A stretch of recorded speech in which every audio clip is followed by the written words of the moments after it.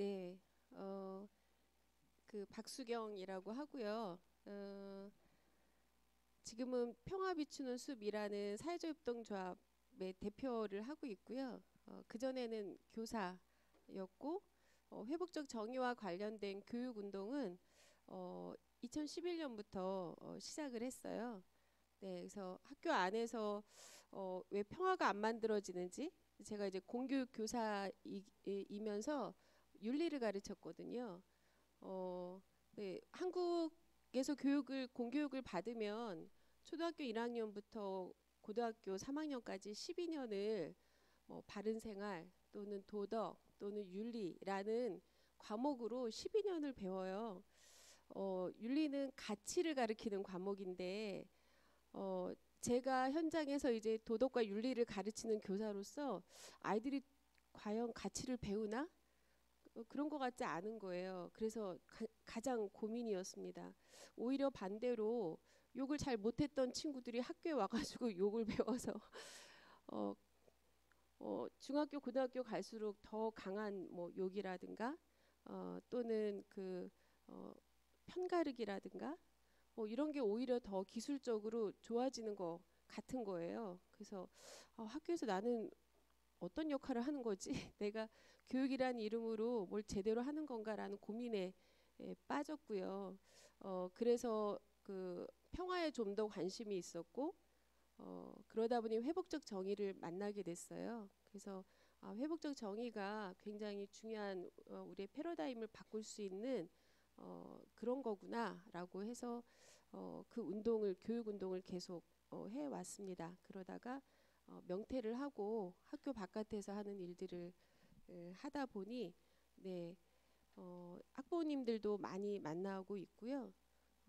또 저는 이제 학교 폭력 관련한 정책 운동을 많이 했거든요. 그러다 보니 또 이제 경찰도 가게 되고 법원도 가게 되고 그래서 우리의 갈등이 어떻게 폭력으로 바뀌고 그것이 또 어떻게 만연되어서 우리 사회를 힘들게 하는지 뭐 이런 것들을 이제 계속 보고 있습니다. 네, 그래서 그러한 뭐 어떤 그 하나의 대안으로 저는 회복적 운동을 하고 있고요. 그리고 서클 운동을 하고 있습니다.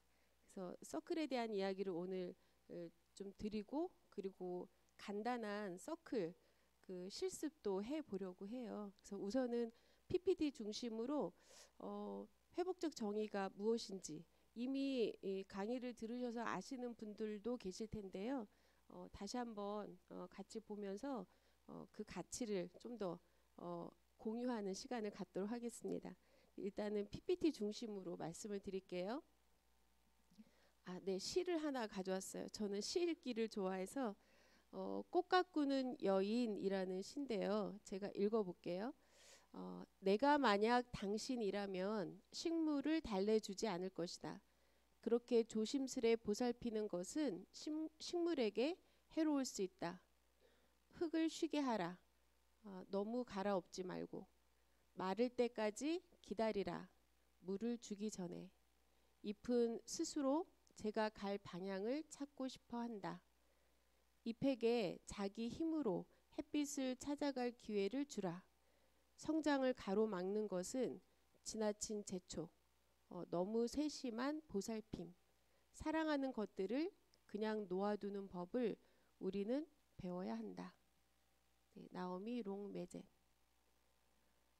네, 꽃에 대한 이야기인 것 같은데 사실은 우리 아이들을 그 양육하는 과정을 그대로 또 보여주는 것 같아요. 어, 여기 사진은 저희 집 마당의 꽃이에요. 너무 예쁘죠? 네, 제가 일명 식집사예요.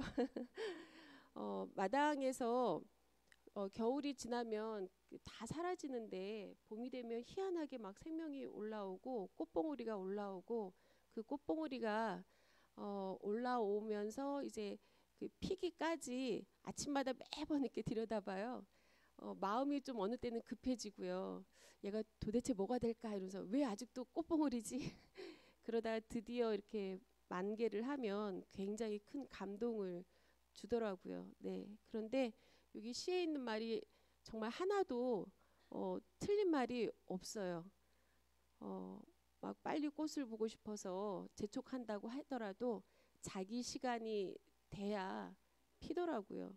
네, 기다리는 수밖에 없고 햇빛과 물이 잘 가도록 돌보는 일 외에는 제가 하는 일들이 별로 도움이 안 되더라고요. 네, 그래서 우리 아이들도 마찬가지인 것 같아요.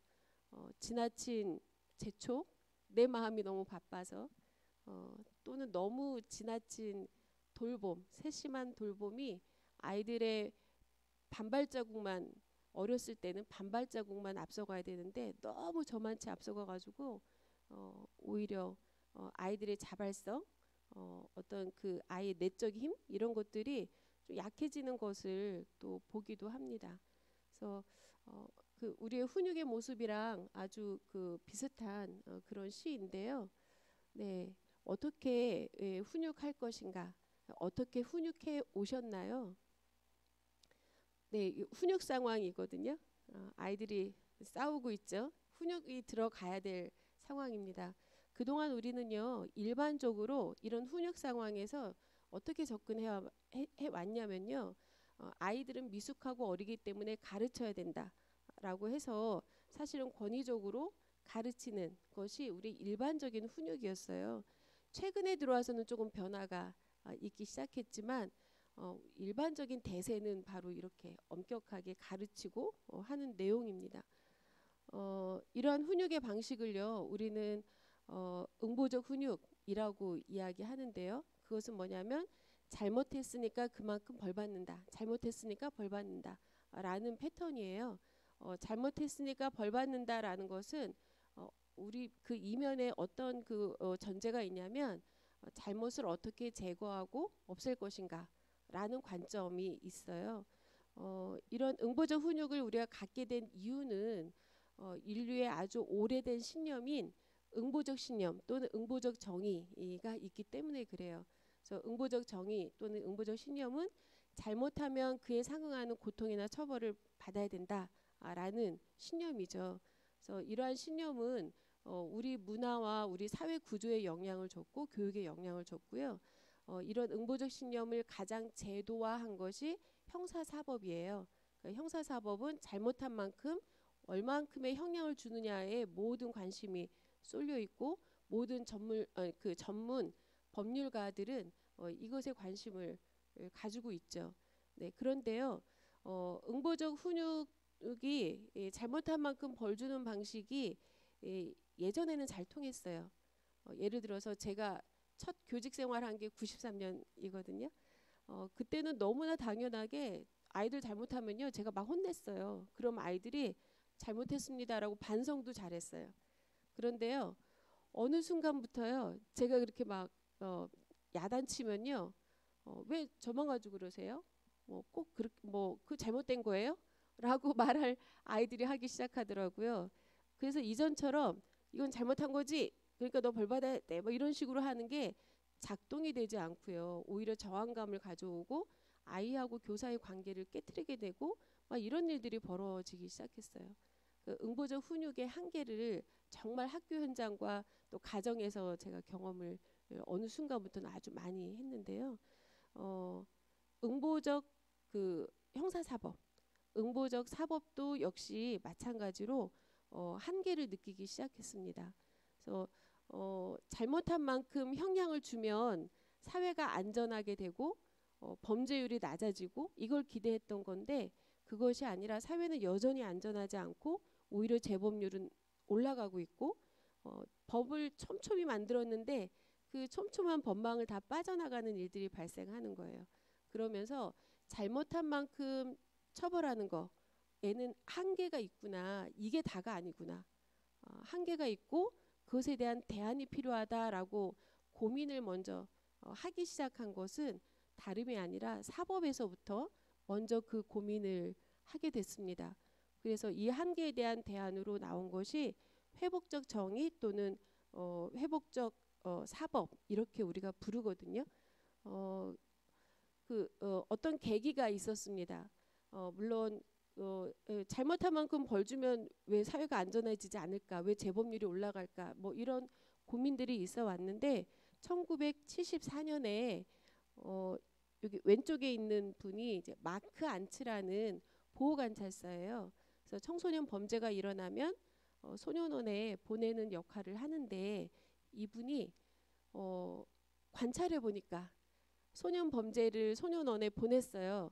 근데 그 아이가 그러면 다시는 잘못을 하지 않고 건강하게 자라야 되는데 지켜보니까 그 아이가 성장해가지고 성인 교도소에 가는 패턴을 발견한 거예요. 어, 소년원에 다녀온 아이들이 성인 교도소에 간다. 그러면 마크 한츠는 내가 지금 뭐 하고 있는 거지? 이런 질문이 있겠죠. 네, 그리고 이 마크 한츠는 기독교인이었어요. 그래서 어떤 게 그리스도적인 것인가라는 고민이 늘 있어 왔습니다. 그러다가 1974년에 이분이 이제 캐나다 온타리오주에 있는 엘미라라는 아주 작은 시골 마을에 그 소년 범죄가 또 일어났는데 그 아이들은 당연히 소년원에 보내야 되는 거예요. 그럴 때 이 마크 한츠가 그동안 고민했던 것에 대해서 판사에게 다른 제안을 했어요. 그 제안이 뭐냐면 이 아이들이 그 22집밖에 살지 않는 그 동네에 밤새도록 술을 먹고 깽판을 부렸거든요. 모든 자동차를 칼로 다 긁고 유리창을 깨고 펜스를 무너뜨리고 난동을 부려놓은 거예요. 그래서 이 아이들이 당연히 소년원에 가야 되지만 마크 한츠가 제안한 것은 이 아이들이 피해자를 직접 찾아가서 사과할 수 있는 기회를 주자라는 게 제안이었어요. 그런데 사실은 마크 한츠는 그거를 판사가 받아들일 거라고 생각 안 했대요. 네, 그런데 판사가 절차를 벗어난 일이지만 그걸 받아들여서 해보라고 해요. 그래서 22집을 다 방문해가지고 사과를 합니다. 그리고 피해자들은 범죄로 인해 발생한 피해가 있죠. 그 범죄 피해로부터 회복되는 과정을 지켜보게 돼요. 네, 예를 들어서 제가 당신의 집 유리창을 깬 누구입니다 라고 할 때 아 너였구나 라는 게 확인이 되면서 아 네가 나한테 원한이 있어서가 아니라 너가 술 먹고 깽판을 부린 거구나 라고 하면서 안정감을 느끼는 거예요. 즉 뭐냐면 왜 이런 일이 일어났는지 누가 그랬는지 이런 그 사실에 대한 규명이 있어야 피해자들은 내가 내 삶을 어떻게 컨트롤하면 되겠구나 라는 것들이 있으면서 예측 가능한 어떤 삶을 다시 회복하면서 범죄 피해로부터 회복될 수 있는 거거든요. 또 이제 어떤 경우도 있었냐면 할머니 같은 경우에 너가 우리 집 유리창을 깨는 바람에 내가 낮에도 집에 있을 수가 없어. 무서워서 있을 수가 없어. 이렇게 피해자가 자기 고통에 대해서 이야기합니다. 그래서 피해자의 피해 회복을 위해서는 자신이 경험한 그 피해에 대해서 무조건적인 공감을 받아야 되거든요. 그래서 고통에 대한 공감을 받는 그 과정이 또 피해 회복에 도움이 됐던 거예요. 그 다음에 뭐가 필요할까요? 사과가 필요하거든요. 근데 그냥 사과가 아니라 진정성 있는 사과. 그런데 진정성 있는 사과는요 언제 일어나냐면요 타인의 고통에 대해서 공감을 해야 진정성 있는 사과가 돼요. 그래서 할머니가 내가 이 일로 낮에도 집에 있을 수가 없어 얼마나 두려운지 알아? 라는 그런 고통에 대해서 공감을 하니까 이 청소년들이 진심으로 사과를 하는 거예요.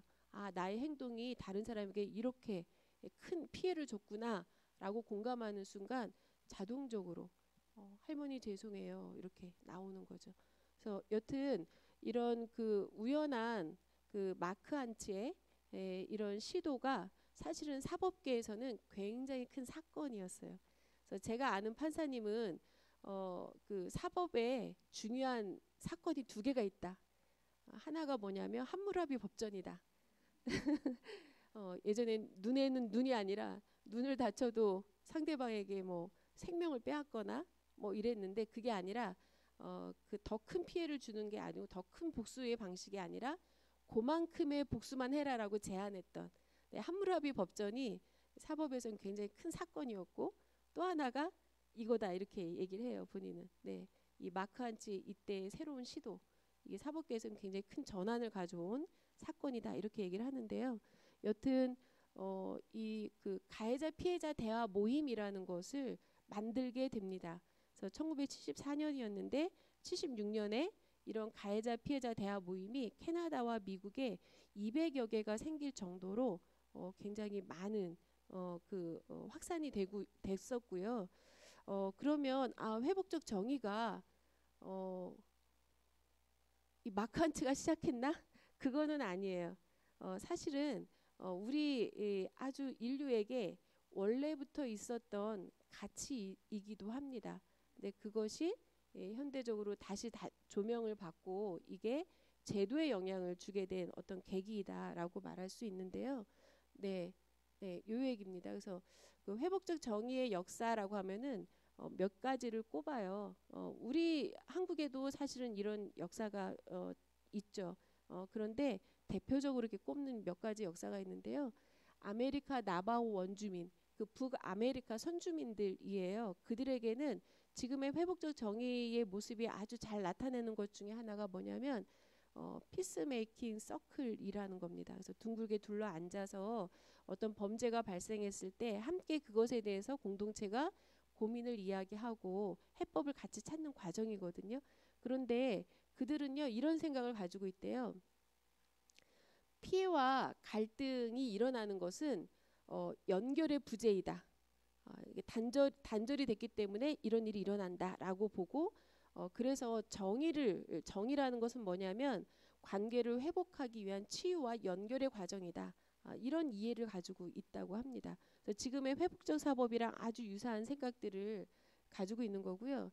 또 뉴질랜드의 마오리족에게는요. 가족 집단 회의라는 것이 지금은 이미 제도화되어 있는데 근데 그들에겐 어떤 전통이 있어서 저것이 제도화됐냐면요. 어떤 피해가 발생하면 공동체가 특히 가족이 그 범죄 해결의 과정에 참여한대요. 네, 마오리족엔 그런 전통이 있대요. 그래서 그것이 뉴질랜드의 사법에도 이제 제도화하는 데 영향을 줬거든요. 그런 전통이 이미 있었고 그다음에 1974년에 좀 전에 말씀드렸던 캐나다의 엘미라 사건이 또 하나의 어떤 중요한 역사적 사건으로 기록돼 있고요. 그리고 1999년에는 유엔에서 이것을 적극 받아들입니다. 그래서 청소년 범죄에 대해서는 회복적으로 접근하라라고 권고를 해요. 그래서 우리나라도 유엔 가입국이잖아요. 그래서 우리나라도 2007년에 소년법을 개정해요. 소년법을 개정해서 청소년 사법의 과정에 이 회복적 과정을 하도록 이렇게 제도화를 이미 우리나라는 했어요. 그리고 민사 과정에는요 조정이라는 게 있고요. 이것도 이제 회복적 관점이 있는 것이죠. 민사에는 조정이라는 게 있고요. 검찰 단계에서 우리나라에도 검찰 단계에서 형사사법에서 형사 조정이라는 게 있어요. 네, 이것도 다 이게 회복적 관점으로 그 사법을 좀 대안적으로 하려는 노력들로 보이는 것들이거든요. 네, 그래서 이 회복적인 관점의 사법의 노력들이 계속 늘어나고 있다라는 거고요. 한국에서는 경찰에서 회복적 경찰 활동이 있어요. 한국에서 2019년부터 시작을 했거든요. 그래서 제가 경찰서에 간혹 가요. 이번 주에도 가요. 네, 가는 이유가 회복적 대화 모임을 하려고 하는 거거든요. 회복적 경찰 활동이라는 제도가 생겼기 때문에 그걸 할 수 있는 그러니까 사법으로 해결할 것인지 또 대화도 필요하면 대화도 할 것인지 그러면 이제 할 수 있는 기회를 주는 거거든요. 네, 그러면 교육에서는 있나요? 교육에서도 있죠. 네, 학교 폭력과 관련해서 전국 시도교육청에서 얼마 안 됐어요. 전부 다 얼마 안 된 노력들이지만 계속 퍼지고 있어요. 경기도의 명칭은 제가 좀 잘 모르겠고요. 제가 인천에서 지금 같이 협업을 하고 저는 인천이랑 서울이랑 같이 그 MOU를 해서 같이 하고 있거든요. 그래서 갈등 조정단이라고 해서 학폭 신고가 있으면 학폭으로 갈 수도 있고 또는 한번 갈등 조정 해볼래요. 그러면은 갈등 조정을 신청해서 해볼 수 있고 네 이렇게 교육에서도 이제 적극적으로 제도화가 한국에서도 지금 진행되고 있습니다. 여튼 회복적 정의라는 관점이 이렇게 퍼지고 있는데요. 네, 그럼 회복적 정의가 도대체 뭔가? 잘못하면 그만큼 처벌받는다라는 응보적 정의와는 조금 다르게요. 회복적 정의는 이렇게 정의합니다. 당사자와 공동체의 참여를 통해 피해가 온전히 회복될 때 정의가 이루어진다. 그러니까 처벌을 통해서 정의가 이루어지는 것이 아니라 처벌을 했어요. 근데 피해는 여전히 그대로예요. 그럼 정의가 이루어진 게 아니라는 거예요. 결국 처벌을 하는 이유도 피해를 회복하기 위한 의도이기 때문에 결과적으로는 피해가 회복돼야 된다. 이렇게 이야기하는 거고요. 당사자와 공동체가 참여한다라는 것은 법률 전문가가 판결하는 방식이 아니라 당사자들이 문제 해결의 주체가 되는 것을 의미합니다. 그래서 이런 의미의 회복적 정의가 이제 교육에 영향을 준 것이 아까 응보적 훈육을 말씀드렸는데 회복적 훈육이에요. 회복적 훈육은 잘못하면 처벌받는다라는 그 과정에 너무나 많은 것들이 생략되어 있는 거예요. 뭐가 생략이 되어 있냐면 잘못하면 피해가 발생하는 거거든요. 그럼 우리는 그 피해에 먼저 주목해야 된다. 잘못했으니까 벌을 얼마나 줄까? 여기 주목하지 말고 잘못했을 때 피해가 발생하는 거에 먼저 주목하자. 왜냐하면 실제 피해가 발생했으니까. 그래서 피해에 발생하는 것이고 잘못하면 잘못한 그 피해가 발생하면 우리는 공동체의 존재죠. 사회적 존재죠. 그렇기 때문에 그것에 대한 책임이 있어요. 네, 그래서 책임질 의무가 있다. 그래서 책임을 이행하는 것이고 응보적에서는 저기서 이제 처벌이죠. 그리고 그 책임 이행이 결과적으로 피해 회복이 돼야 된다라고 하는 것이 회복적 훈육이에요. 그래서 과정을 중시하고요.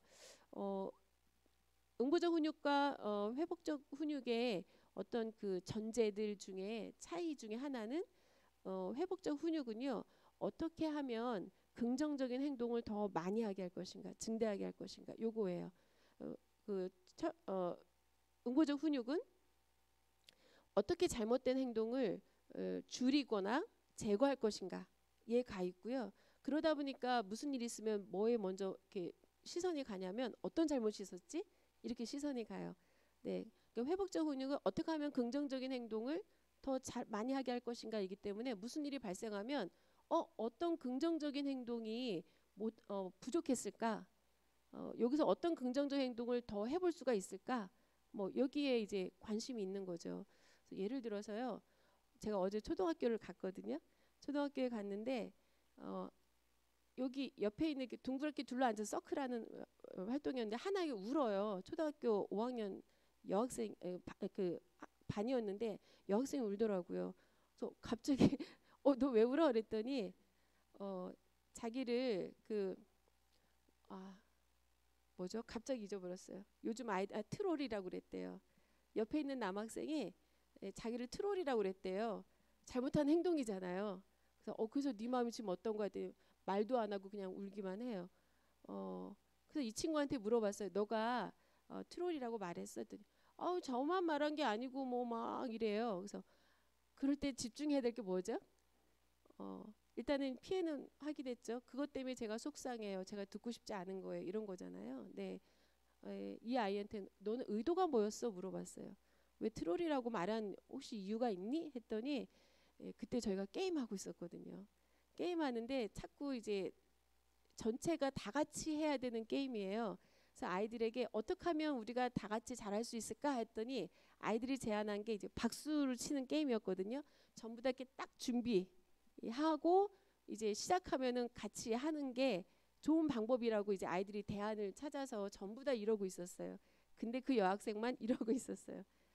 그러니까 이 남학생이 왜 트롤이라고 했는지 이제 그렇게 말한 의도가 뭐냐고 물어봤더니 빨리 준비했으면 좋겠어서요. 그래서 우리 반이 잘하려고 다 같이 이러고 있는데 이 친구가 같이 노력해 주길 바라는 마음이라는 거를 어쨌든 이야기를 했어요. 네, 그래서 제가 그걸 건져냈죠. 너는 다 같이 그 같은 마음으로 우리 학급이 다 같이 잘했으면 하는 거구나. 그래서 이 친구도 좀 그걸 알아주고 같이 이렇게 준비 자세를 했으면 좋겠다는 거야. 네, 그렇대요. 네. 네. 그런 마음을 알아주는 거죠. 근데 그 선한 의도가 아이들이 성숙하다면 좋지만 뭐 트롤이야 뭐 이렇게 한다거나 뭐 다르게 나오죠. 그 이유는 뭐죠? 지금 우리 문화가 다 그래요. 네, 아이들이 그냥 다 배우는 거예요. 자기 마음대로 안 되면 상대방을 공격하거나 어, 비인간화시키죠. 쓰레기, 괴물 막 비인간화시키죠. 아이가 그냥 배운 거예요. 다른 방법을 모르는 거죠. 근데 어떻게 하면 돼요? 우리 다 같이 준비하게 너도 이렇게 박수 준비했으면 좋겠어. 이게 진정으로 말하고 싶은 의도였는데 트롤이라고 말한 거죠. 네. 그래서 그 이야기를 아이들 같이 나눴어요. 그럴 땐 좀 우리가 어떻게 말하는 게 좋을까? 뭐 이러면서 이제 그 아이도 이제 눈물도 그쳤고 미안해라고 이제 아주 짧은 순간이었지만 그랬거든요. 네. 그래서 회복적 훈육은요. 어떻게 하면 긍정적인 행동을 어, 드러나게 하고 그게 우리의 의도이니까 네, 그것을 위해서 우리가 뭘 해볼 수 있는지 같이 얘기해 보는 거. 네, 그래서 긍정적인 행동을 어떻게 증대할 것인가 뭐 이런 관점이 좀 차이입니다. 그래서 응보적 훈육과 회복적 훈육을 좀 이렇게 비교를 했는데요. 그러면 응보적 훈육이 나쁜 건가? 그렇진 않아요. 네, 사실은 문제 행동을 어떻게 제거해야 되고 어떻게 줄여야 되는지 우리에게 되게 중요한 과제예요. 네, 그런데 교육의 관점으로 본다면 우리가 먼저 아이가 부족하다고 느끼거나 아이는 문제가 있어 라는 것으로 아이를 교육하기 시작하면 아이의 문제만 보이고요. 아이에게는 부족한 부분이 있지만 아이에겐 굉장한 가능성이 많이 있어. 그래서 그 선한 것을 먼저 신뢰하고 시작하는 게 교육이거든요. 네, 그래서 그걸 우리는 선순환이라고 하죠. 그래서 교육은 선순환이기 때문에 회복적 훈육의 관점으로 우리가 바라볼 필요가 있다라는 거고요. 그리고 이 두 가지는요, 다 필요합니다. 우리가 빛과 어둠이 둘 중에 하나만 있으면 어떻게 되죠? 어, 살 수가 없잖아요. 네, 빛만 있으면 다 말라서 사라지고 어둠만 있으면 역시 성장할 수 없듯이 잘못에 대해서도 우리는 집중해야 되고요. 긍정적인 어떤 가능성 에도 집중해야 돼요. 근데 우리가 선순환하자. 그리고 지금 우리는 이제까지는요. 너무 이 잘못에 집중하는 것과 선함에 집중하는 거에 있어서 굉장히 불균형이었어요. 네. 그래서 우리가 인간에 대한 신뢰를 우리가 하나님의 형상이 있잖아요. 그것에 주목해 보자. 그래서 좀 균형을 맞춰 보자라는 관점으로 이해하셔도 좋을 것 같습니다. 네. 여튼 그런데 우리는 응보적 관점에 너무나 익숙해 있어서요. 사실 무의식적인 반응은 전부 다 응보적 반응이에요. 그래서 이렇게 표를 보면서 요럴 때는 응보적 관점일 수 있겠다. 내가 그동안의 응보적 관점의 어떤 태도나 어떤 생각들이 있었다면 사고가 있었다면 이렇게 조금 옮겨가기 위해서 이런 비교표는 조금 도움이 되거든요. 분별하기 위해서는 비교표가 도움이 돼서 좀 비교를 해보면요. 잘못에 대해서 다른 이해를 가지고 있어요. 이제까지 잘못은 규칙을 위반한 거야 라고 우리가 쉽게 생각을 했거든요. 법을 어긴 게 잘못이고 규칙을 위반한 게 잘못이야. 네, 근데 회복적 관점에서는요. 규칙을 위반함으로써 또는 법을 어김으로써 인간에 대한 침해가 발생하고 관계에 침해가 생기는 것이 잘못이다라고 여깁니다. 그래서 좀 더 근본적인 관점에 좀 포커스를 맞추고 있고요. 갈등이란 옳고 그름의 문제나 제거의 대상. 갈등이 일어나면 어쨌든 두통도 일어나고 막 심리적으로 가슴도 콩닥콩닥하고 막 두렵고 이러잖아요. 우리 몸이 갈등을 안 좋아해요. 긴장감을. 그러다 보니 갈등은 나쁜 거, 갈등은 옳지 않은 거 뭐 이렇게 할 수 있는데 사실은 갈등이라는 것은 옳고 그름이 아니라는 거예요. 회복적 관점에서는 인간관계에서 자연스러운 현상이다. 네, 자연스러운 현상이고 그것은 굉장한 에너지를 가지고 있어서 어떤 동력을 가지고 있는데 때때로 갈등을 잘못 관리하면 폭력이나 분쟁으로 가게 되고 그것을 잘 관리하면 어떤 혁신의 계기가 된다. 그래서 그것은 옳고 그름이 아니라 그냥 현상이고 그 동력을 우리가 잘 활용해야 될 관리해야 될 어떤 것이다. 이렇게 보는 거예요. 그래서 이해가 좀 다르고요. 그다음에 문제 해결의 주체는 누구냐? 문제 해결의 주체는 훈육자가 문제를 대신 해결해 주는 것이 아니고 판결을 대신해 주는 게 아니고 그리고 법률에서는 법률 전문가가 판결해 주고 지금 그렇게 하죠. 네, 그렇게 하는데 회복적 관점에서는 문제 해결의 주체는 당사자이다. 그리고 그것에 영향을 받은 공동체가 문제기를 주체이다. 이렇게 여기고 있습니다. 법원에 가실 일이 없으셨으면 좋겠는데, 네, 저는 어쨌든 이제 몇 년 전부터 이제 6년 된 것 같아요. 회복적 정의를 그 실천하시는 판사님이 계세요. 제가 볼 때는 한국에 유일해요. 왜냐하면 회복적 정의를 판사 같은 경우에 선택하는 순간 너무 힘들어요. 네. 그래서 제가 그 판사님은 가면 저한테 간혹 보여줘요. 내가 올해 해결해야 될 건수가 이거야 하면은 막 예전에 뭐 한 300 몇 개 막 있더라고요. 그런데 그거 하나 줄이는 게 엄청 오래 걸려요. 그런데 본인의 이제 어떤 평가는 그래서 이 그 판결을 얼마나 해서 정리했는지가 그 평가가 들어가더라고요. 네, 회복적 정의를 선택하는 순간 안 내려가요. 그 수치가. 네, 에너지도 몇 배로 써야 되고 그래서 이 회복적인 요 과정을 선택하는 제가 볼 때는 네, 판사가 없어요. 네, 이분이 유일한 것 같아요. 근데 이분이 왜 하냐면요.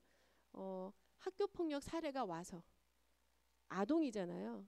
청소년이고 아동이 벌써 어린 나이에 사법에 와서 뭐 피해자석, 뭐 가해자석, 원고석, 뭐 피고석에 앉아서 하는 것이 아이들에게 엄청난 트라우마입니다. 네. 네, 그래서 아동에 관련된 일이 발생하니까 본인은 회복적 사법을 선택하는 거예요. 네, 그러면서 이제 저랑 일하게 된 거거든요. 네, 그런데 네, 그래서 제가 법원을 갔더니요. 저는 처음에 너무 희한했어요. 처음 이제 사건을 이제 맡을 때 이제 판사가 오라고 하더라고요. 와서 저 뒷좌석에 앉아가지고 어떻게 하는 건지 봐라 해서 갔는데요. 당사자는 없었어요. 어, 양측 변호사만 오더라고요. 그래서 판사가 물어봐요.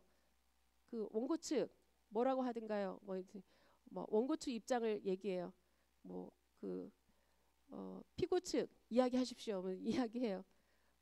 그러면은 다음 기일 언제 합니다. 땅땅땅 하고 끝나요. 네, 30분도 안 걸리더라고요. 그런데 그 당시에 제가 그분들의 당사자를 만났을 때는요. 초등학교 이제 3학년 때 학폭이 열려서 이제 4학년 때 이제 그 민사 조정하면서 이제 그 재판을 제가 본 건데요. 어마어마한 고통들이 굉장히 많았거든요. 근데 그거를 30분도 안 되는 뭐 원고 측 변호사 말하세요. 피고 측 변호사 말하세요. 이러고 이러고 재판을 한다는 게 제가 너무 충격이었어요. 법원이 그런가? 막 네네. 그래서 여튼 당사자와 공동체의 목소리가 적극 반영이 안 돼요. 네. 네. 근데 이제 회복적 관점에서는 당사자와 그것에 영향을 받은 공동체의 목소리가 더 중요하다. 이렇게 여기는 거고 그들의 참여를 끌어들이는 거예요. 네. 그래서 제가 결국 사법에서는 당사자분들을 만나거든요. 그들의 고통을 충분히 듣고 그리고 그들이 할 수 있는 만큼이 뭔지 대부분 사과예요. 그리고 고통에 대한 공감. 한 번도 나는 이걸 그 사람이 알지 못한다. 나는 진정성 사과를 못 받았다. 그래서 고통에 대한 공감과 대화의 과정에서 이분이 이제 피고가 정말 사과를 하는 그런 순간이 있거든요. 네, 그래서 여튼 문제 해결의 주체는 당사자와 공동체가 되지 않는 이상 피상적인 해결 방식은 우리에게 계속 원망의 마음을 남겨서 갈등의 씨앗들이 계속 이어지게 되어 있습니다. 누가 책임을 지느냐? 개인이 책임을 가해자라고 하는 개인이 책임을 지는 것에서 끝나지 않고요. 회복적 관점에서는 개인도 책임을 져야 되고 공동체도 책임을 져야 된다. 네, 이렇게 보고 있습니다. 학생을 바라보는 관점은요. 통제가 필요한 미성숙한 존재로 그동안 보고 또 교육이 대부분 이런 전제로 다 이어져 왔거든요. 근데 그것이 아니라 아이들은 미성숙한 발달 단계에 있는데 그게 끝이 아니죠. 그 미성숙함이 계속 성장하고 통합의 과정으로 가고 있어요. 그래서 통합의 과정으로 가고 있는 발달과 통합의 과정으로 있는 열린 존재이다. 네, 뭐 예측할 수 없는 존재이죠. 네, 이렇게 바라보는 게 이제 회복적 관점입니다. 질문이 달라요. 그래서 응보적 질문은요. 어떤 규칙을 위반했는가, 누가 범인인가, 그래서 어떤 벌을 받아야 되는가, 그래서 모든 질문이 그래서 처벌을 어떻게 할 것인가라고 처벌을 향하고 있거든요. 회복적 정의는요, 누가 피해자인가, 어떤 피해가 발생했는가, 피해자 요구는 무엇인가, 피해를 회복하기 위해서 무엇을 할 필요가 있는가, 그래서 전부 다 피해 회복에 질문이 가 있습니다. 네, 그러면요, 이 상황에서 내가 회복적 관점으로 접근하고 싶어요. 당장 눈앞에서 아이들이 형제끼리 또는 뭐 아이들이 싸우는 걸 봤어요. 회복적으로 저는 접근하고 싶어요. 그럼 어떻게 해야 될까요? 이걸 보는 순간. 네, 내가 이 순간을 회복적으로 접근을 하느냐 마느냐는요. 어디에서 결정이 되냐면요. 나의 전제에서 결정이 돼요. 내가 어떤 생각을 가지고 있느냐에서 결정이 되거든요. 그래서 저는 저 같은 경우는 제가 윤리교사라고 했잖아요. 예전에 아이들이 싸우면요. 제 머릿속에 제일 먼저 떠오르는 건 뭐냐면 싸우는 것은 잘못이야. 이게 떠올랐어요. 싸우는 것은 잘못이야. 옳고 그름을 딱 한 거죠. 우리가 다른 말로 이분법이라고도 하는데 저에겐 답이 있는 거예요. 싸우는 것은 잘못이야. 이런 생각을 가지고 있기 때문에 이 순간에 뭐라고 말하면요. 뭐라고 얘기할까요? 너네들 싸우는 거 잘한 거야 못한 거야 이렇게 나가요. 그거는 질문이 아니죠. 잘한 거야 못한 거야 라는 질문처럼 문장은 돼 있지만 사실 결론을 가지고 있는 위장된 질문이거든요. 잘못한 거라는 얘기죠. 싸우는 거 잘한 거야 못한 거야 이러면 아이들이 못한 거예요. 그럼 뭐죠? 그 다음 가는 질문. 못했으니까 어떻게 해야 돼? 벌 받아야 돼요. 네. 이게 일반적인 흐름이에요. 그러면 내가 요거를 회복적 관점으로 좀 가고 싶다. 그럼 나는 어떤 생각을 머릿속에 이걸 보는 순간 무엇을 떠올려야 될까? 이제 저는 이제 익숙하잖아요. 예전처럼 그런 생각이 안 떠올라요. 딱 보는 순간 무슨 일이지? 이게 떠올라요. 무슨 일이지? 그 단정 짓지 않는 거죠. 네, 어떤 맥락이 있었을 거고 이 아이들이 어떤 이유가 있었을 거야라는 생각을 가지고 있는 거예요. 그래서 무슨 일이지? 이러니까 이제 밖으로도 질문이 무슨 일이야 이렇게 나오죠. 네. 그리고 나서 우리가 해야 될 게 뭐냐면요, 감정을 읽어줘야 돼요. 네. 너네들 지금 굉장히 화난 것 같은데 감정을 읽어주는 게 도움이 되고요. 그리고 나서 어떤 질문이 좋으냐면 피해에 대한 질문합니다. 어떤 어려움이 발생한 거지? 이래서 너 마음은 좀 어땠어? 아니면 이전에 너는 무슨 어려움이 있었길래 이런 행동을 한 거야? 이러면서 피해에 대한 질문을 합니다. 그렇게 피해에 대한 질문으로 연결이 되면 아 이런 게 중요했구나. 그러면 이렇게 중요한 것을 위해서 뭘 해볼 수 있을까라는 어떤 긍정적인 행동에 대한 고민을 같이 연결할 수 있습니다. 그래서 여튼 응보적 과정과 회복적 과정은 전제가 다르기 때문에 그 흐름도 달라요. 응보적 정의는 일단 잘못을 먼저 확인하고요. 예를 학교폭력이라면 학교폭력에 해당되는지 안 되는지 또는 규칙을 어겼다면 규칙에 해당되는지 안 되는지 그래서 잘못이 확인이 되면 그 다음에는 이제 잘못한 사람을 이제 찾죠. 네, 그리고 그만큼의 어떤 처벌을 하면 종료가 돼요.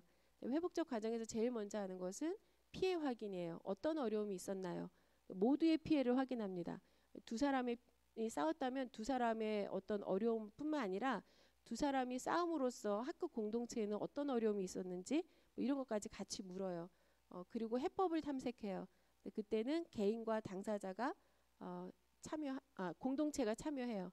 공동체도 같이 참여해서 어땠는 무슨 일이 있었는지 그리고 어떤 어려움이 있었는지 뭐가 중요한지 앞으로 무엇을 원하는지 무엇을 약속할 수 있는지 뭘 실천할 수 있는지 뭐 이런 이야기를 이제 회복적 질문으로 대화를 하고요.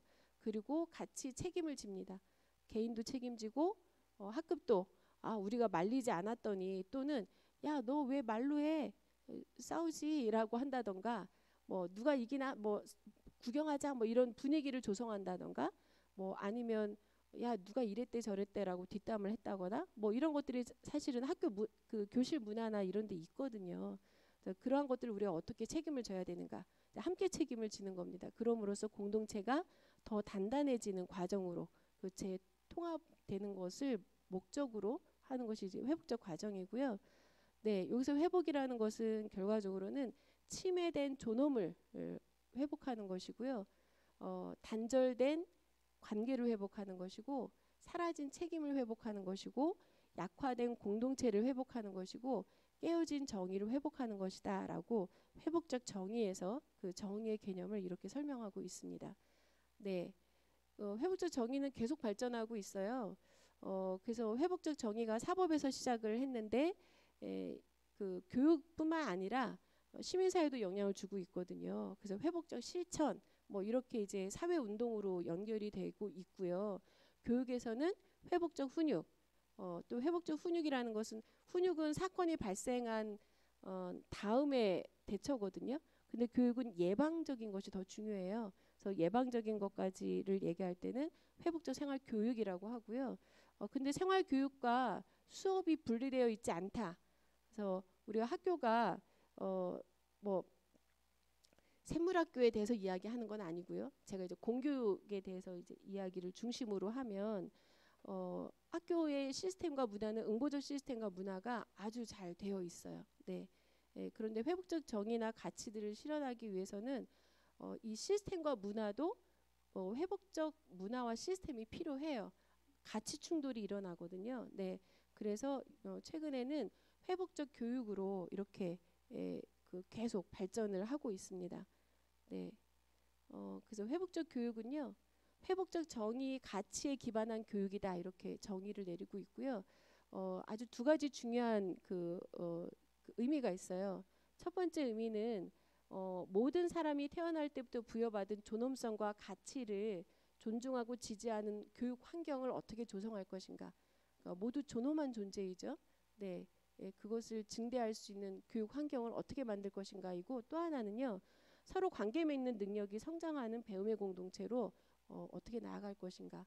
네, 그래서 학교에 오면 아이들은 그 교육 환경 속에서 관계성이 더 좋아져야 돼요. 네, 관계가 단절의 경험을 하고 가는 공간이 아니라 여기서는 공동체를 경험하고 관계가 연결되는 경험을 해야 되는 거거든요. 네, 근데 요즘은 어제 제가 다녀온 학교도 아이들이 단절되어 있어요. 네, 열심히 수업을 하고 뭐 배움을 할수록 우리는 사회적 존재이구나, 우리는 서로 연결돼 있구나 이걸 알아가는 것이 아니라 내가 성적이 좋아지려면 쟤가 나빠져야 되는 거예요. 쟤를 이겨야 그러니까 내가 잘 돼야 되고 쟤는 잘 안 돼야 돼요. 이게 우리 한국의 굉장히 큰 문제잖아요. 그러니까 학교에 가서 공동체를 경험하는 게 아니라 더 인간의 단절을 더 경험하고 나오거든요. 회복적 교육은 그것이 아니라 관계성이 좋아지는 것이다. 그래서 서로의 공동체를 배우는 곳이다. 이렇게 이제 이런 환경을 만드는 게 또는 이 교육의 목표를 만드는 게 회복적 교육이다. 이렇게 얘기하는 거고요. 네, 그래서 그 응보적 교육, 뭐 회복적 교육 관점이 이렇게 다르다라는 이야기도 하는데요. 뭐 이렇게 잠깐 보면 무엇이 옳은가였다면 지금은 어떤 의미인가라는 질문을 하고요. 규칙보다는 관계에 집중하고요. 능력에 대한 평가보다는 눈에 보이지 않지만 잠재력에 더 주목하고요. 지식을 쌓기, 이전 교육은 전부 다 그랬거든요. 지식 쌓기가 아니라 이제는 의미를 탐구하는 것으로, 그리고 지시하기가 아니라 물어보기, 대화한다는 거죠. 물어보기이고, 성공보다는 그래서 우리가 행복한가, 네, 행복을 묻는 것이고, 가장 중요한 그 회복적 교육의 강조점이 사회 통제가 아니라 사회 참여이다. 사실 학교가 처음에 왜 생겼을까요? 사회 통제가 목적이었어요. 그래서 이 사회가 요구하는 그 인재를 키워내는 것, 이게 교육의 목적이었거든요. 이제까지 그렇게 기능을 해왔고 학교가, 그런데 더 이상 학교가 사회 통제가 목적이 되어서는 안 된다라고 주장하는 거예요. 그러면 교육의 목적이 뭐여야 되는가? 학교에서 열심히 배우고 공부해서 사회에 더 적극적으로 잘 참여하는 시민들을 양성해야 된다라는 겁니다.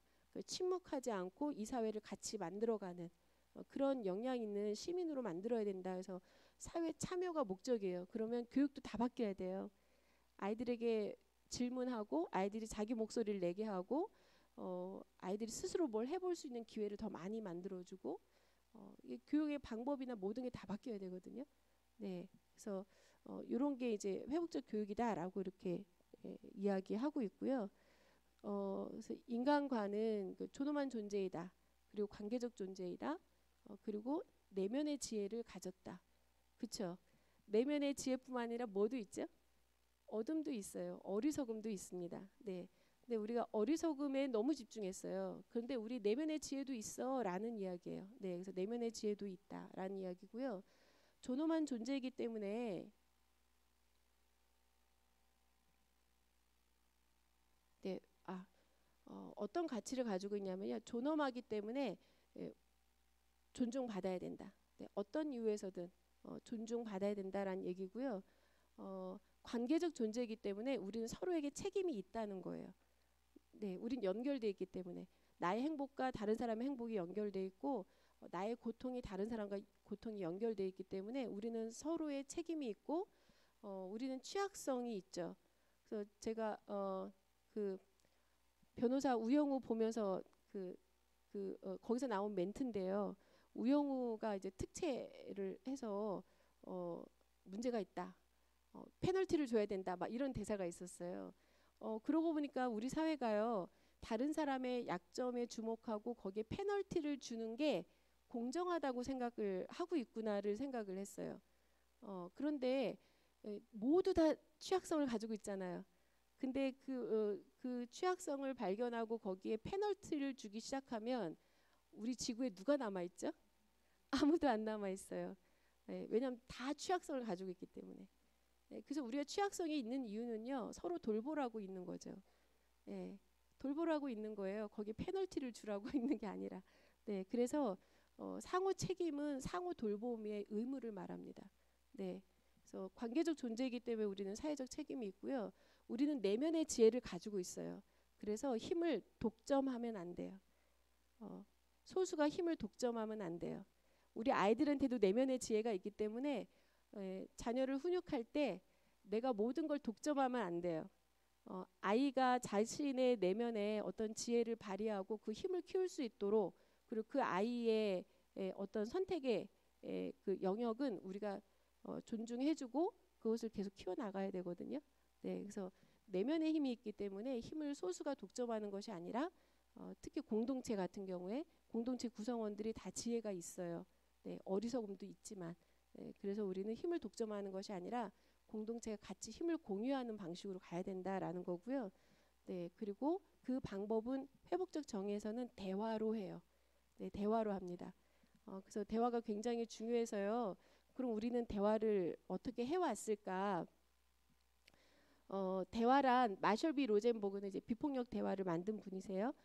대화란 말하기와 듣기인데 우리가 일반 저희 제가 교직 생활할 때 아이들한테 선생님이랑 대화 좀 하자 이렇게 하면 아이들이 싫어해요.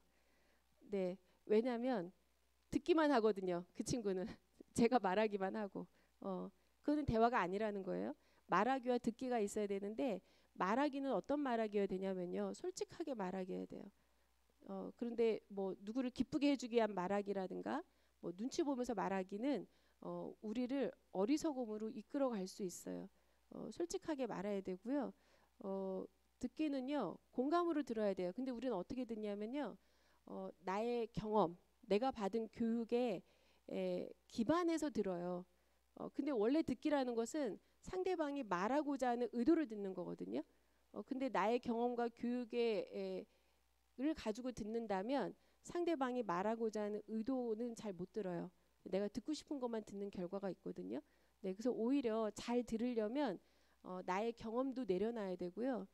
나의 관점도 잠시 보류시켜야지만 상대방이 하고자 하는 말을 들을 수 있거든요.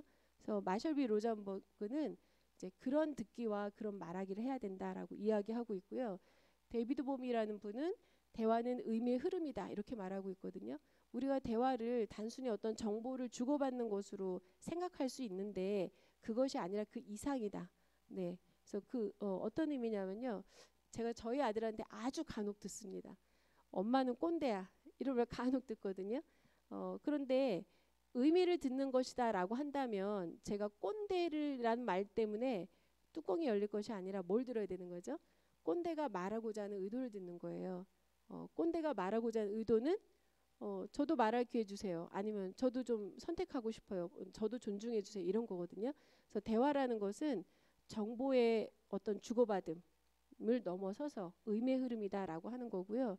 윌리엄 아이작스는요. 대화의 목적은 서로의 차이가 빚어내는 에너지를 통해서 새로운 것을 출현시키는 것이다. 네, 우리가 대화를 하다 보면요. 5분만 대화해도 나와 상대방이 다르다는 걸 금방 알 수 있어요. 나랑 다르네 라고 하는 순간 내 안에 뭐가 작동하냐면요. 내 말이 맞고 너 말은 틀려를 논쟁하기 위한 대화가 돼버려요. 근데 마셜이 아니라 윌리엄 아이작슨요. 그거는 대화가 아니라 논쟁과 토론이다. 대화는 서로의 차이를 발견했어요. 나랑 생각이 다르네? 그러면 서로 다른 차이가 새로운 제3의 것을 만들어내는 것이 대화의 원래 목적이라는 거예요. 그래서 대화는 윈윈이고 누구도 지지 않는다 이렇게 얘기하거든요. 그래서 그러고 보면 우리 일상에서요 대부분 논쟁을 해요. 네, 아이들 대화 이렇게 하는 거 봐도요. 어제도 이제 보면 전부 다 논쟁이에요. 내가 맞거든, 뭐, 네가 먼저 그랬으니까 뭐 이러면서 대부분 논쟁이에요. 네, 대화를 안 해요. 어른들도 사실은 거의 비슷한 패턴을 가지고 있고요. 최근에 갈수록 우리의 대화가요 굉장히 방어적이에요. 네, 그러니까 계속 갈등이 일어나고 싸우지 않아도 되는 일들이 계속 좀 싸우게 되는 거거든요. 네, 그래서 우리가 대화를 다시 배워야 돼요. 네, 그래서 이런 의도의 대화를 배워야 되고요. 그러면 이 대화가 논쟁으로 가지 않기 위해서는 어떻게 해야 되는가? 제가 주로 사용하는 예시가 있는데요. 교직 생활 제가 할 때 교직 교사 회의 때 제가 어떤 의견을 낸 적이 있어요. 이랬으면 좋겠으면 의견을 냈는데요. 저쪽에 있는 다른 선생님이 손을 딱 들더니 저는 반대합니다. 이렇게 얘기했어요. 그 순간 저는 뚜껑이 열리죠. 네. 만약에 제가 뚜껑이 열리면요. 그거를 어떻게 받아들인 거냐면요. 내 생각을 내 의견을 반대하는 것이 아니라 나를 반대한다고 받아들인 거예요. 제가 화가 나면. 네. 그럼 이제 그때부터 논쟁이 막 방어적으로 나오면서 논쟁이 시작되죠. 그러면 저의 의견은 이렇습니다 할 때 다른 사람이 저는 의견이 뭐 반대입니다보단 다릅니다가 사실은 더 좋아요. 네, 근데 우리 습관적으로 반대입니다 이렇게 얘기하는데 저의 생각은 다릅니다 이렇게 말을 해주면 이 사람이 제가 이거를 논쟁으로 안 가고 이걸 대화로 가기 위해서는요 테크닉이 있어요. 저는 이제 그게 조금 훈련이 됐는데 뭐가 다를까? 호기심이에요. 뭐가 다르지? 내가 못 본 뭔가를 본 것 같은데 내가 뭘 놓쳤지? 이렇게 궁금해하고 호기심을 여기면요 논쟁으로 가는 그 위험에 빠지지 않고 유혹에 빠지지 않고 대화로 전환할 수 있는 힘이 내 안에 있는 거예요. 네. 뭐가 다를까? 궁금하다. 내가 뭘 놓쳤지? 되게 알고 싶으네 이런 거. 네. 그래서 나를 비난하네? 라고 생각하면 이제 싸우기 시작하는 거고요. 의견에 대해서 내가 못 본 부분을 저분이 봤구나 라고 생각하면 네, 우리는 대화로 전환할 수 있습니다. 그래서 회복적 정의는 대화로 하기 때문에 이 대화의 질이 굉장히 중요해요. 그래서 대화를 훈련하는 게 굉장히 중요한데요. 이 대화는 개인적인 대화뿐만 아니라 힘을 공유한다라고 말씀을 드렸잖아요. 그래서 주로 그 툴은 서클로 합니다. 그래서 이제 서클 말씀드리고 이제 서클 실습을 할 거예요.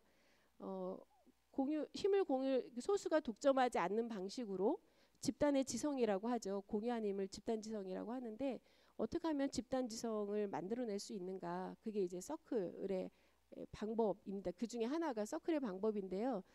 서클은 그냥 원을 영어로 말한 거잖아요. 네. 그래서 한국에 서클이란 말이 들어왔을 때 이걸 동그라미 대화 뭐 이렇게 막 바꿨거든요. 근데 결국은 다시 서클로 돌아갔어요. 지금 한국에서도 서클이란 이름으로 번역된 책이 한 5권 돼요. 그리고 서클 할 때 C가 이미 대문자거든요. 그래서 그냥 서클이라고 같이 부르는데 서클은 안전한 대화 공간이다 이렇게 얘기하고 있고요. 그리고 서클은 둥글게 둘러 앉아서 솔직하게 말하고 공감으로 듣는 공동체 대화이다. 공동체 대화예요. 개인적인 대화가 아니고.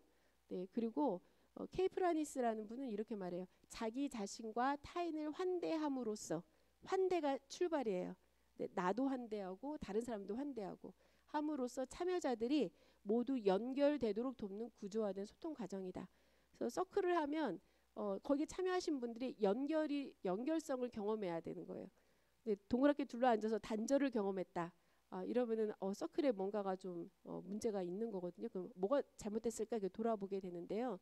서클하면 연결성이 생깁니다. 네, 그런 게 이제 서클의 의미고요. 서클의 기원 모든 인류에게 있었어요. 우리나라에서도 뭐 그 둥글게 둘러 앉아서 그 예전에 했었죠. 우리 인류가 처음부터 줄 서진 않았거든요. 모임을. 지금도 우리 모여요 하면 둥글게 둘러 앉아요. 아주 자연스럽게. 그래서 그 새로운 것이 아니라 이미 있었던 거다. 그래서 새로워진 옛 방식이라고 이야기를 했고요. 그리고 우리는 가족끼리도 이렇게 둘러 앉죠. 네, 이게 인간의 원형이다 이렇게 이야기를 해요. 그런데 지금 제가 말씀드리는 그 서클은요, 특별히 북아메리카 선주민들의 전통의 영향을 많이 받았어요. 북아메리카 선주민들에게 어떤 전통이 있냐면요, 토킹피스 전통이 있어요. 그래서 제가 오늘 토킹피스가 정해져 있진 않지만 토킹피스 용어로 제가 몇 개 가져왔거든요.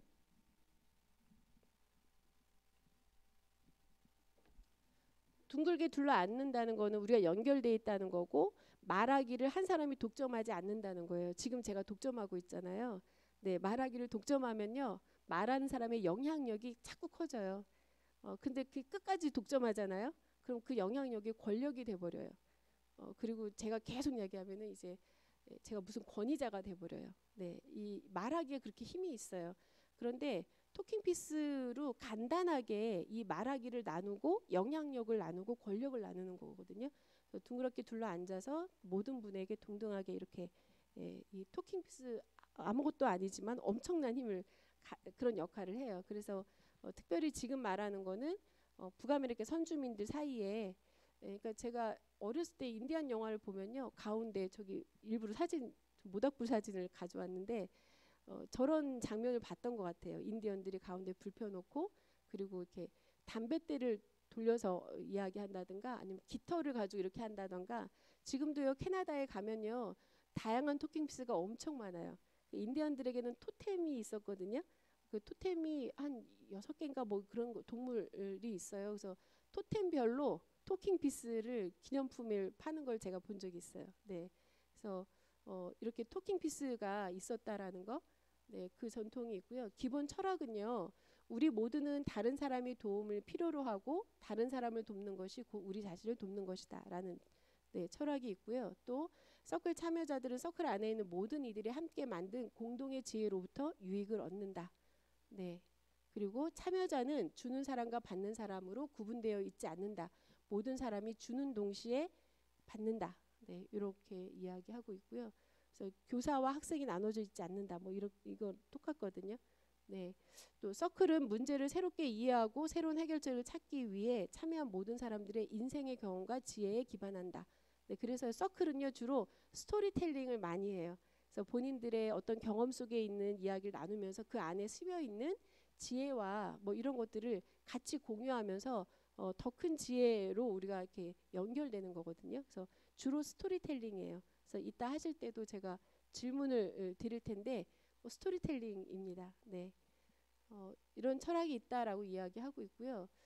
서클은요, 일정한 형식이 있어요. 네, 그래서 둥글게 둘러 앉고요. 그 다음에 세레모니가 있습니다. 그래서 둥글게 둘러 앉은 다음에 주로 이제 저는 이제 침묵한다거나 아니면 그 시를 간단하게 읽는다거나 아니면 아이들하고 할 땐 노래를 잠깐 부르기도 해요. 네, 그래서 지금 이제 시작합니다. 뭐 이런 것을 이제 알려주는 거고요. 그 다음에 토킹 피스, 중요한 이 토킹 피스가 있고요. 그리고 서클의 규칙이 있어요. 이게 아주 그 안전한 대화 공간을 만드는 결정적인 역할을 또 하기도 해요. 그 다음에 서클의 중심이 있어요.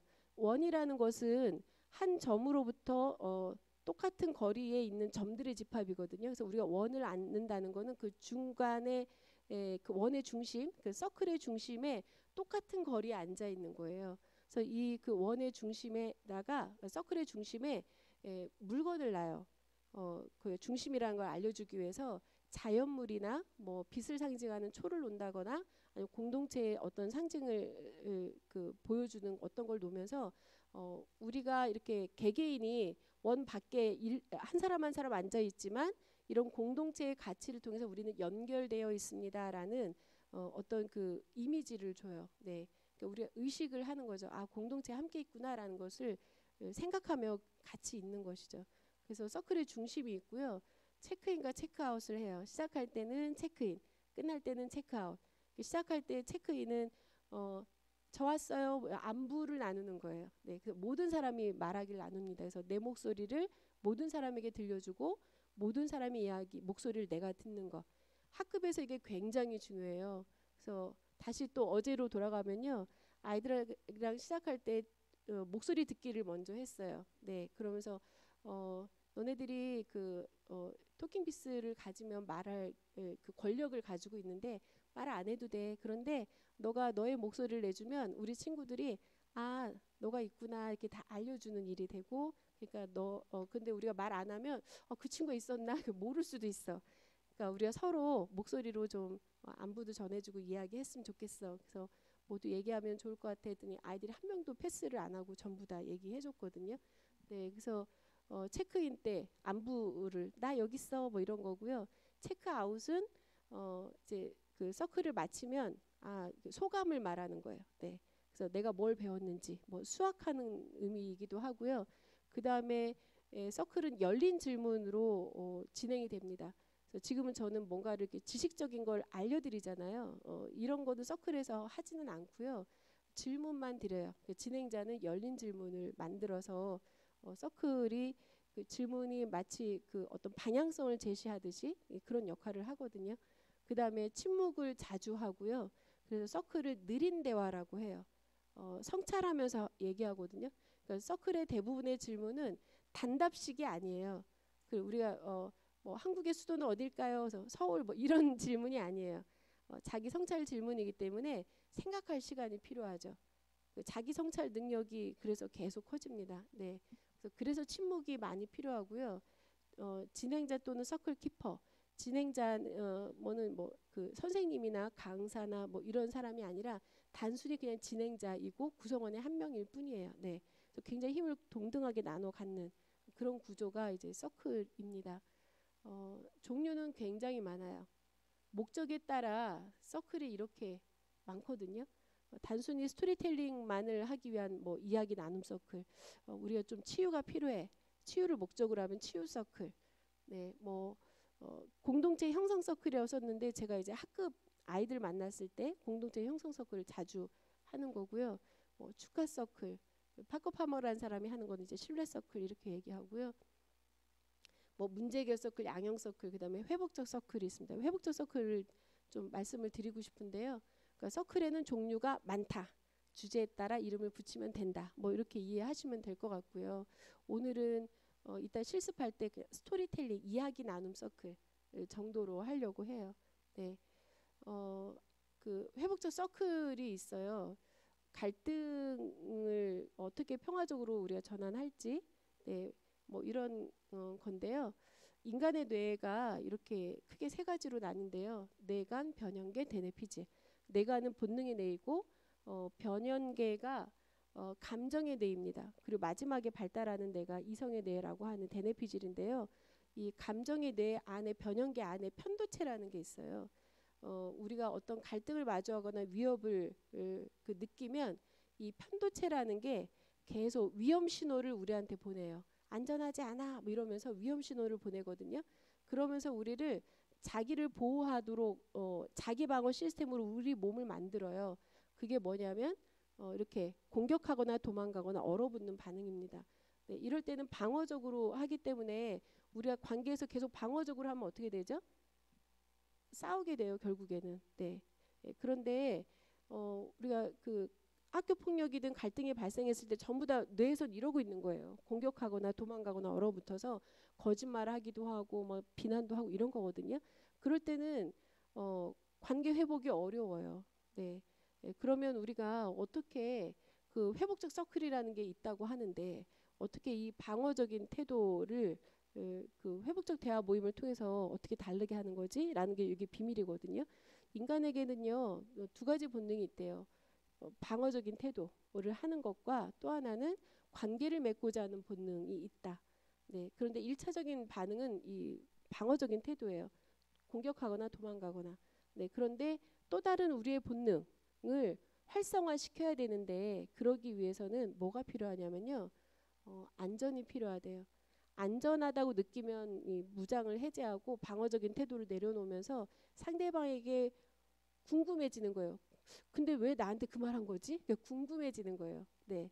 그러면서 그 이야기도 서로 들려지면서 결국은 화해를 하는 거거든요. 그런데 그러기 위해서는 반드시 안전하지 않으면 이 방어적인 태도를 내려놓지 않는다. 안전을 제공해야 되는 거예요. 그래서 서클 중에 갈등을 다루는 이 회복적 서클이 바로 그 안전을 한 공간에 그들을 초대하는 겁니다. 네, 그래서 네, 이 회복적 서클은 사전 서클, 본 서클, 사후 서클로 나뉘고요. 사전 서클은 갈등 당사자 2명이다. 그럼 진행자가 한 명 한 명 만나서 그 사람의 이야기를 그 사람 입장에서 충분히 들어주는 거예요. 그리고 아 이런 입장이었구나. 그래서 그 다음에 이제 같이 만나서 대화해 볼래? 그게 본 서클이거든요. 동의를 얻어서 네 대화해 볼래요? 하면 이제 동의한 사람들만 본 서클에 모여서 이제 회복적 질문, 아까 잠깐 말씀드렸던 무슨 일이 있었는지, 어떤 피해가 발생했는지, 뭐가 중요한지, 무엇을 약속할 필요가 있는지, 뭘 약속할 것인지, 뭐 이런 거. 네, 요를 본 서클에서 회복적 질문으로 이야기하고 약속을 하고요. 그리고 나서 모니터링을 해요. 약속을 잘 지키는지. 그리고 나서 나중에 다시 모여요. 약속을 잘 지켰나요? 뭐 이런 식으로. 그래서 복지를 돌보는 겁니다. 네, 회복적 서클을 일부러 제가 특별히 이렇게 자세하게 놔두는 거는 갈등은 어디서나 일어나잖아요. 네, 그래서 그 갈등을 평화적으로 할 수 있는 것이 있고 샘물은 그런 노력을 지금 하고 계시고 있기 때문에 네, 요것을 좀 이런 프로세스로 된다라는 걸 좀 알려드리기 위해서 제가 말씀을 드리는 거고요. 이때 질문은 이제 사실 질문, 사실 확인 질문, 무슨 일이 있었나요? 그다음 피해 확인 질문, 어떤 어려움이 있었나요? 어떤 피해가 발생했나요? 그다음에 욕구 확인 질문, 당신에게 뭐가 중요한가요? 뭐 이런 거. 그다음에 책임 확인 질문, 우리는 무엇을 책임질 필요가 있나요? 뭐 이런 질문으로 회복적 질문으로 이제 그 갈등을 관리하게 됩니다. 네, 이렇게 진행이 되는 거고요. 이제 사례로 들어가 볼게요. 네, 이제 거의 끝날 때가 됐습니다. 그 다 공교육의 예예요. 제가 주로 아무래도 네, 다니기 때문에 초등학교 1학년 ADHD 친구로 인해서 그러니까 제가 갔는데 정말 보통이 아니더라고요. 그 피해가 생각보다 너무 컸어요. 네. 그래서 한편으로는 이게 되게 좀 막 공격받았거든요. 어떻게 초등학교 1학년을 학폭 신고를 해. 뭐 그래서 굉장히 비난이 컸던 거였어요. 그래서 막상 제가 들어가서 들어보니 피해가 크긴 컸더라고요. 네. 그래서 3월, 4월, 5월, 6월까지 부모들이 계속 기다린 거예요. 아이가 나아지길. 근데 이제 드디어 이제 몇 가지 사건이 터지면 뚜껑이 열려서 학폭을 신고하겠다 이렇게 됐는데 학교에서 회복적 서클도 있어요 하니까는 그럼 그거 하겠다 이렇게 몰랐던 거예요. 아마 학폭이 아니라 회복적 대화 모임이 가능하다는 걸 알았다면 부모님들이 처음부터 학폭으로 가진 않아요. 제가 경험상 보면 대부분 몰라서 학폭밖에 방법이 없다고 생각을 하거든요.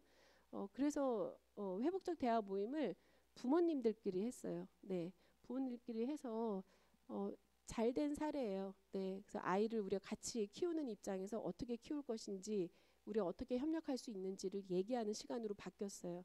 처음엔 다들 긴장해가지고 우리가 피해가 얼마나 큰지를 증명하려고 막 그 피해 상황들을 준비하고 오셨고, 또 이제 그 ADHD 부모님은 방어하려고 이렇게 왔는데 대화하면서 우리가 아이들을 어떻게 같이 돌볼까요?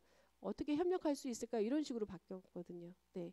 그래서 이런 대화 모임이었고 감사하게도 아이도 많이 좋아졌어요. 네, 그 바뀌는 게 쉽지 않다고 하더라고요. 근데 이 친구는 되게 많이 좀 바뀌어서 결과도 좀 감사했던 사례고요.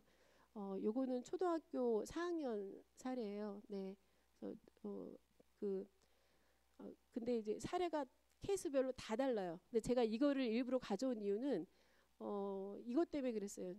저도 많이 울고 이 선생님도 많이 울었던 사례인데 이 남학생이요.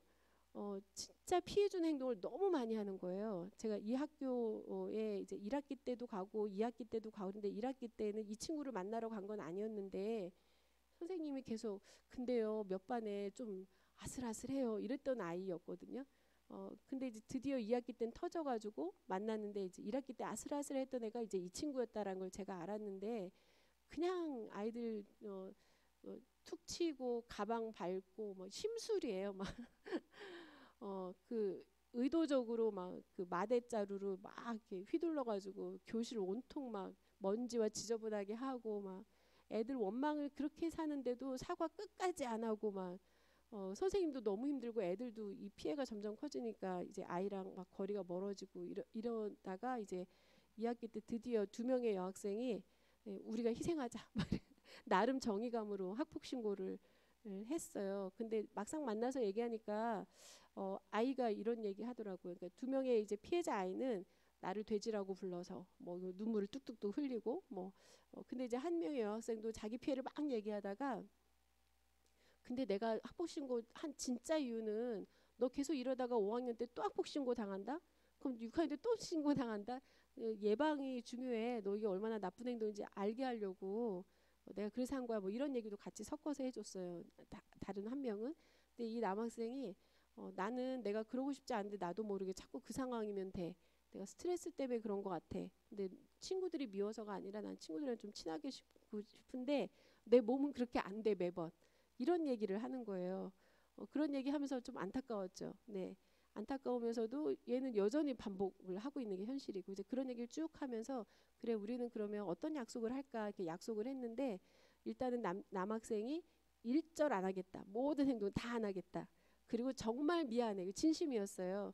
근데 여학생들이 그거를 믿을 수가 없죠. 당연히 믿을 수가 없는 거예요. 그래서 너가 그래 너가 이렇게 사과하는 거는 진심인지 내가 알겠는데 진짜 안 할 거야? 진짜 내가 도저히 못 믿겠어 이렇게 된 거예요. 그래서 이제 그래 맞아 이게 좀 습관이 있고 한 번에 사라질 수는 없어. 그래서 아마 이 친구가 또 비슷한 행동을 하게 될 거야. 그럼 그때는 우리 어떻게 할까? 그때는 너가 좀 멈췄으면 좋겠는데 어떻게 하면 멈출 수 있을까? 그래서 신호를 주기로 했어요. 신호를. 우리 약속한 대로 자기도 모르게 습관이 딱 나오는 순간 신호를 주면 멈추는 거. 그래서 그래 어떤 신호를 줄까 했더니 그게 이제 제가 가슴 뭉클한 거였거든요. 한참을 막 고민했어요. 어떤 신호를 줄지만 했는데 드디어 아이들이 찾아낸 게 뭐냐면요. 이 말이었어요. 그래도 너는 우리 좋은 친구야 라고 말해주재요. 제가 깜짝 놀랐거든요. 네, 피해를 주는 행동을 하는 그 순간에 그렇게 말해주재요. 그래서 저는 아이들이 정말 지혜가 있구나. 우리를 뛰어넘는 지혜가 있구나. 그렇게 약속을 정했어요. 그래도 넌 우리 좋은 친구야 이렇게 말해주면 행동을 딱 멈추기로. 네, 그래서 아이도 동의를 했고 그 다음에 이제 나도 어쩔 수 없이 막 그렇게 하게 돼. 뭐 이런 이야기 뭐 듣기도 했고 이런 연민의 마음이 있었던 것 같고요. 그리고 일주일에 한 번씩 장점 얘기해주자 뭐 이런 이야기도 아이들이 약속을 정했어요. 그리고 제가 2주 후에 갔어요. 어떻게 됐을까요? 이제 약속을 점검하거든요. 여학생들이 화가 잔뜩 나 있는 거예요. 네, 안 지켰다는 거예요. 그래서 언제 안 지켰는지 안 지키는 순간을 보니까요. 화요일 날 8시 50분에 같이 얘기하기로 했는데 거기 안 오는 거예요. 그래서 걔를 끌고 오는 거예요. 약속을 우리 했으니까 지켜야 되는데 끌고 오는 과정에 발로 차고 뭐 거기서 주로 이제 사건이 일어나는 거예요. 네, 그래서 그래 그래서 만약에 10일 이전에 10이었다면 지금 한 어느 정도 해야 돼? 2요 이러는 거예요. 네, 10이었다면 2래요. 그 저는 너무 감동이었는데 얘네들 그 불만인 거예요. 2거든요. 막 이렇게. 그래서 그래 그러면 너네들 이렇게 외치기로 했는데 그 약속은 어떻게 해서 날마다 외쳤어요. 너는 그래도 우리 좋은 친구야를 엄청 했다는 거예요. 그래도 얘가 뭐 이런 식으로 해요. 저는 너무 감동이었죠. 아, 너네들이 잊지 않고 이 약속을 하고 있구나. 그리고 그 이야기를 이 가해 친구라고 하는 이 아이가 계속 듣고 있었던 거잖아요. 네. 그래서 여튼 마지막에 이 남학생이 제가 진짜 교육받은 것 같아요. 이렇게 말을 해준 것도 저한테는 감동이었어요. 근데 요 사건은요, 9월부터 시작해서 12월에 끝났어요. 네. 12월에도 완전히 해소된 건 아니었어요. 네. 갈 길이 아직 남아 있었지만 여튼 초기에 그 아이를 만났을 때 그 아이의 상태와 다르게 마지막에는 굉장히 그 서로 위로해주고 굉장히 따뜻한 것으로 이렇게 끝났거든요. 네, 그래서 대화 모임이 이런 가능성을 만든다는 것이죠. 네, 낙인을 만드는 것이 아니라 그 이면에 우리에게 어떤 도움이 필요했구나 이런 것들도 확인할 수 있고요. 우리가 어떻게 서로 돌볼 수 있는지에 대한 어떤 지혜도 우리에게 주거든요. 네, 그래서 특히 아이들에게는 이런 경험은 굉장히 중요하다. 어렸을 때 자신의 갈등을 어떻게 해결했는지 그 경험이 결국은 그 아이가 나중에도 그것을 계속 가져갈 수 있는 거거든요. 네, 이런 사례가 있고 이거 법원 사례로 있고요. 그다음 방금까지는 이제 회복적 서클의 사례를 말씀드린 거고요. 어, 아이들에게는 서로 연결감을 만들게 하고 경험하게 하는 공동체 형성 서클이 굉장히 중요해요. 네, 그래서 이런 공동체 형성 서클이 있고요. 그리고 이거는 가족 서클이에요. 사실은 아까 그 남학생 4학년 남학생은요. 그 학교 선생님이랑 처음부터 저랑 전략이 뭐였냐면 가족 서클이 목표였어요. 이 아이가 가정에서 어떤 어려움이 있거든요. 그래서 오히려 이 계기로 학교 폭력이란 계기로 부모님들을 좀 이렇게 밖으로 끌어내서 당신들을 좀 돕고 싶어요라는 메시지를 어떻게 전할까? 뭐 이거를 목표로 했는데 사실은 안 됐어요. 네, 한 제가 9월부터 12월까지 같이 계속 했는데 이제 그게 작년이거든요. 올해도 제가 계속 그걸 목표로 함께 했다면 올해 뭔가가 좀 달라질 수도 있었겠죠. 근데 올해는 어쨌든 이걸 그 선생님이랑 같이 협업하고 있진 않아서 네, 뭐 학교는 또 다른 일도 많고 그러니까 아이가 좀 괜찮아지면 안 하지만 사실은 그 아이에겐 이게 필요해요. 네. 그래서 여튼 가족끼리 우리 가족의 감사함도 있고 우리 안에 아이가 좀 부모님께 충분히 말 못한 어떤 것이 있다면 그런 안전한 공간에서 좀 이야기할 수 있는 뭐 이런 가족 서클도 있고요.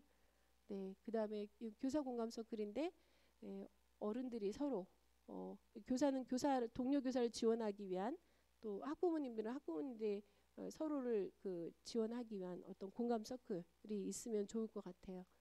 네, 요거는 이제 지지 서클이어가지고 한 명의 아이를 지지하기 위해서 좀 소수 그룹으로 했던 지지 서클이고요. 네, 이거는 뭐 트라우마 관련해서 했던 공동체가 이 트라우마 어떻게 경험하고 있고 우리에게는 어떤 지혜가 있는지 모아봤던 그런 서클이었고요. 요거는 학생들이 이렇게 회의도 서클로 해요. 네, 그래서 회의도 서클을 해서 모든 사람의 목소리가 들려져서 공동의 지혜로 뭔가를 의사결정하는 과정으로 회의도 서클로 합니다. 네, 이제 실습으로 갈 건데요. 네, 그 모둠이 조가 있다고 네 제가 들었어요. 네, 그래서 원으로 모이셔야 돼요. 원으로 모이셔야 되는데 원으로 모이시는 게 가능한가요? 네, 네. 아, 제 설명을 듣고 이동하세요. 네, 네. 서클에는요 규칙이 있어요. 이 규칙이 없으면 안전한 대화 공간을 만들 수가 없어요. 그래서 이 규칙을 일단은 같이 볼게요. 서클의 규칙은요. 제가 토킹비스 집에 있는 거 막 주워 모아가지고 어쨌든 8개를 가져왔는데요. 네, 모양은 다 달라요. 네, 그 토킹피스를 가진 사람만 말할 수 있어요. 네. 그러면 누군가 딱 가졌으면 그분의 그 시간과 공간은 그분 거예요. 그 시간과 공간을 침범할 수가 없어요. 무조건적 존중해줘야 되는데요. 그래서 두 번째, 다른 분들은 마음을 열고 들어요. 네, 마음을 열고 들어요. 네, 마음을 닫고 듣는 게 아니라 그래서 제가 아이들한테 어제요. 마음을 닫고 듣는 거하고 열고 듣는 거랑 어떤 차이가 있니? 마음을 닫고 들으면 어때? 이랬어요. 그러면서 제가 나는 떡볶이를 좋아해. 이거를 마음을 닫고 들으면 어떻게 돼? 했더니 아이들이 이 떡볶이가 뭐가 맛있어? 이렇게 듣고 또는 나도 좋아하는데 그건 뭐가 좋고 뭐서 쟤는 지난번에 다른 거 좋아한다는데 이거 좋아한다고 그래? 왜 거짓말해? 이렇게 한대요. 마음을 닫고 들으면. 그래서 제가 그럼 마음을 열고 들으면 어떻게 돼? 했더니 아이들이 떡볶이를 좋아하는구나 이렇게 된대요. 그래서 맞아 그거야 이렇게 얘기했거든요. 무조건적 존중이에요. 그 사람의 이야기를 판단 뭐 이렇게 이렇구나 아니라 그렇구나 이렇게 듣는 게 이제 마음을 열고 듣는 겁니다. 세 번째는 말하기를 선택해요. 모든 분들에게 동등하게 이렇게 돌아가요. 그런데 말할 준비가 안 됐다고 하면 패스하실 수 있어요. 네, 패스하신 분은 한 바퀴 다 돈 다음에 다시 한번 기회를 드려요. 그때도 선택이지만 그때도 선택일 때는 저는 듣기로 참여하겠습니다. 뭐 이렇게 말씀하셔도 돼요. 듣는 것으로도 참여한다라는 의미이거든요. 근데 되도록이면 자기의 목소리를 내는 것 이것이 이제 좋다라는 말씀이고요. 그 다음에 사적인 것을 보호하기 위해서 서클에서 나눈 이야기는 비밀로 한다. 그래서 스토리텔링이기 때문에 대부분 개인적인 이야기들을 많이 얘기하세요. 네, 그 나의 개인적인 이야기를 한다는 거는 이 공간에 대한 신뢰가 있기 때문에 그래요. 그래서 그분의 소중한 이야기를 보호하고 존중하기 위해서 서클에서 나눈 이야기는 서클에 끝나면 다 놓고 간다. 네, 이렇게 합니다. 그래서 다른 분이랑 공유하지 않고 또는 나름 도와준다는 의미에서 그 일 어떻게 됐어요? 라고 물어보는 경우도 있는데 물어보지 않아요. 네, 어떻게 됐어요? 라고 물어보면 다시는 이제 서클에서 말 안 하게 되거든요. 네, 그래서 이러한 규칙이 있고요. 네, 그리고 요 규칙을 기억하시고 하시면 되고요. 질문을 드릴 겁니다. 질문은요. 시인데요. 제가 읽어볼게요. 다시 꿋꿋이 살아가는 법. 일단 꼬박꼬박 밥 먹고 힘내기. 깨끗이 차려입고 자주 웃기. 슬프면 참지 말고 실컷 울기. 햇살 좋은 나무 사이로 많이 걷기. 고요에 잠겨 묵직한 책을 읽기. 좋은 벗들과 좋은 말을 나누기. 고든 걸음으로 다시 새 길 나서기. 네, 기분이 좀 다운되거나 이럴 때 있으시죠. 그때 내가 나를 돌보기 위해서 기분 전환을 해서 더 좀 나를 나아지기 위해서 주로 하시는 일이 있나요? 네, 여기 박노해 씨가 되게 좋은 팁을 많이 준 것 같아요. 네, 이 중에도 내가 나를 돌보기 위한 것과 연결되는 부분이 있으실 것 같고요. 둥그렇게 둘러 모여서 앉으시면요.